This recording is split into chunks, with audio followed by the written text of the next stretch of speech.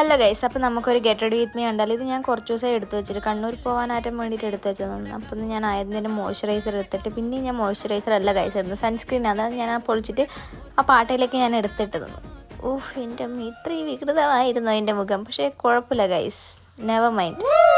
Okay, leave it. അതിനുശേഷം ഞാൻ എൻ്റെ ഐബ്രോ ചെയ്ത് കൊടുത്ത് പിന്നെ ഞാൻ കണ്ണിൽ കൺമഷി ഇട്ട് കൊടുത്താന്ന് വിചാരിച്ചു. കാരണം എൻ്റെ കണ്ണെല്ലാം ബ്ലഡിലായിട്ട് ഇങ്ങനെ വെളുത്തിരിക്കുന്നു. എന്നിട്ട് ഞാൻ ചെയ്ത് PSCയുടെ ലിപ് ലൈനർ എടുത്തിട്ട് ലാക്മിയുടെ ഒരു ലിപ്സ്റ്റിക്ക് എടുത്തിട്ട് എന്നിട്ട് അതും കൂടി പോരായിട്ട് സ്റ്റുഡിയോന്ന് വാങ്ങിയ ഒരു ലിപ്സ്റ്റിക്കും കൂടി ഞാൻ എടുത്തിട്ട് പിന്നെ ഞാൻ ലിപ്സ്റ്റിക്കല്ല ഗൈസ് ഇടുന്നത്, ലിപ്സ്റ്റിക് കൊണ്ട് ബ്ലഷാണ്. അത് അത്ര നല്ലതല്ല കേട്ടോ.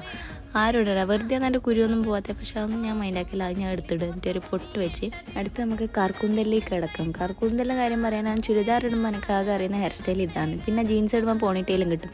പിന്നെ ഈ ചുരിദാർ എൻ്റെ അമ്മേനെ ഞാൻ ചുരുക്കി എടുത്തിട്ടതാണ് ഗൈസ്. അപ്പോൾ അത്രയേ ഉള്ളൂ. ടാറ്റാ.